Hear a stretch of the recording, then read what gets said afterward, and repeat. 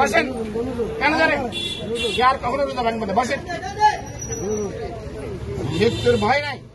লক্ষ্মীপুরে লাঠি হাতে নিয়ে পর্দা লাগানো দোকানে ঢুকে বেরোজাদারদের কান ধরে উঠবোস করানোর ঘটনা ঘটেছে।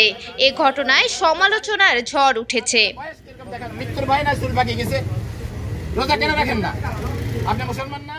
বুধবার দুপুরে শহরের থানা রোডে বণিক সমিতি নেতা আব্দুল আজিজ এ কাণ্ড ঘটান। এ ঘটনার ভিডিও সামাজিক যোগাযোগ মাধ্যম ফেসবুকে মুহূর্তেই ছড়িয়ে পড়ে। লোকলজ্জায় ভুক্তভোগীরা চলে গেলেও বণিক সমিতির নেতার বিরুদ্ধে নিন্দার ঝড় ওঠে।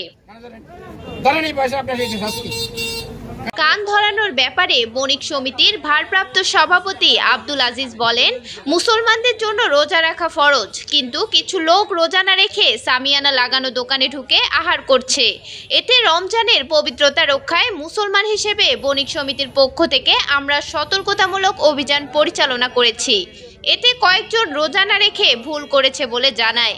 তাদেরকে শাস্তিস্বরূপ কান ধরানো হয়েছে। এ বিষয়ে জানতে চাইলে সদর উপজেলা নির্বাহী কর্মকর্তা জামশেদ আলম রানা বলেন, ঘটনাটি আমার জানা নেই, খোঁজ নেওয়া হবে। ভুক্তভোগী কেউ যদি প্রতিকার চেয়ে অভিযোগ করে তাহলে তার বিরুদ্ধে আইনগত ব্যবস্থা নেওয়ার সুযোগ রয়েছে।